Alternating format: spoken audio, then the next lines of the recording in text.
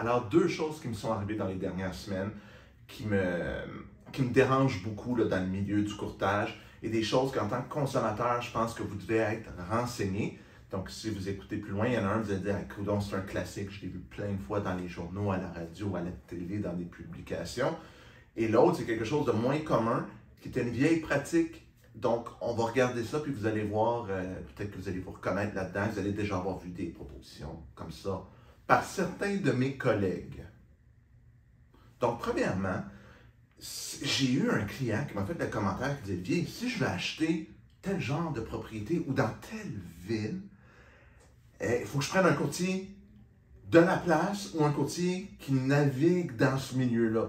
Donc, je vais acheter un immeuble à bureau au centre-ville. Si je ne prends pas quelqu'un qui a son bureau au centre-ville dans une des 5-6 firmes, ben, je vais être désavantagé. Ou si je veux acheter dans telle ville, si je n'ai pas un courtier de la place, je vais être désavantagé.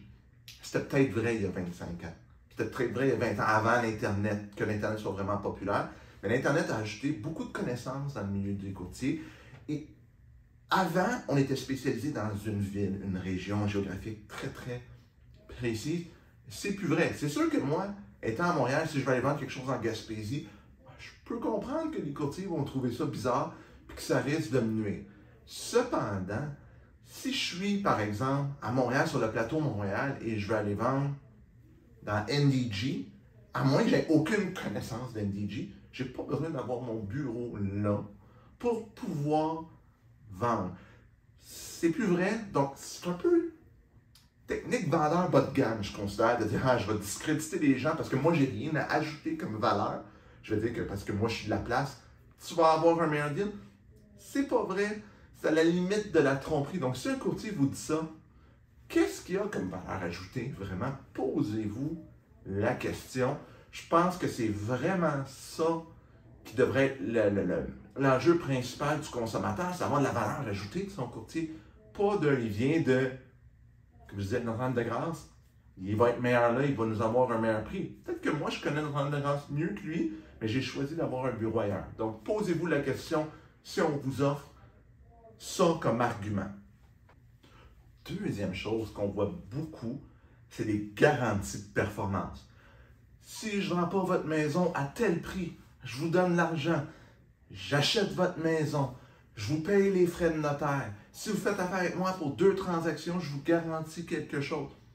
Bien, la loi sur le courtage, l'OACQ, en fait pas la loi sur le courtage, mais l'OACQ a publié un article et a dit que cette pratique était interdite au sens de la loi parce qu'elle peut miner le type de mise en marché, le type d'effort qu'un courtier peut faire. Il y a un bel article, je vais mettre le lien en commentaire que vous pourrez lire, qui dit que ce n'est pas permis. Donc, hey, vous engagez un courtier qui vous promet ça. Je comprends le principe, je peux comprendre l'attrait pour un client, mais je veux dire, il fait quelque chose d'illégal. Ça part bien une relation, ça, avoir quelqu'un qui fait quelque chose qui n'est pas permis par l'organisme de réglementation.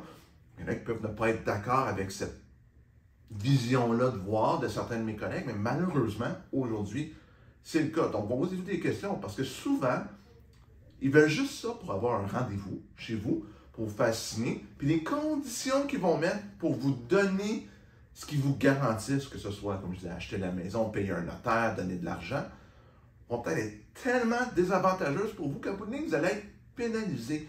Donc, c'est quoi votre valeur ajoutée? Juste offrir quelque chose comme ça?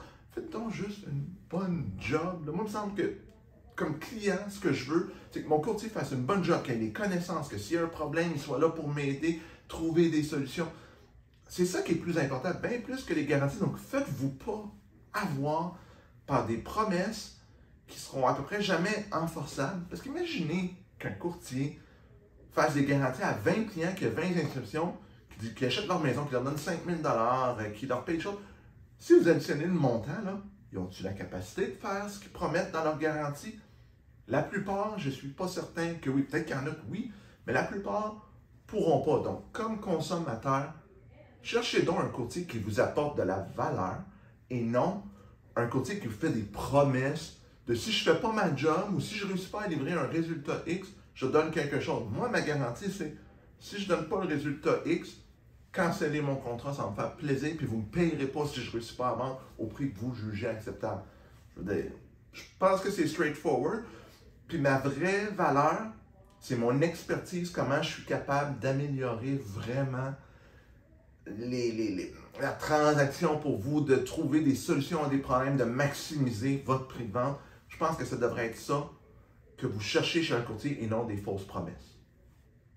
Donc en conclusion, tout ce que je voulais vous dire cette semaine dans la vidéo, c'est il y a beaucoup de choses, des fois, que des gens font pour avoir la business. Les courtiers font pour avoir la business. Puis ça peut s'appliquer à d'autres milieux de vente. Là, c'est parce que je suis courtier et je parle de mon milieu que je connais. Mais aussi en tant que consommateur, faites-vous pas avoir. Trouvez la personne qui correspond à vos valeurs, qui va maximiser les rendements que vous voulez obtenir, que ce soit à l'achat ou à la vente d'une propriété ou même en location. Puis vous allez être mieux servi que par des gens qui vous font toutes sortes de promesses qui, des fois, ne sont pas réalistes, ne sont pas réalisables et des fois vont même contre l'esprit des règlements appliqués par l'organisme d'autoréglementation du courtage. On se revoit la semaine prochaine, tout le monde. À bientôt!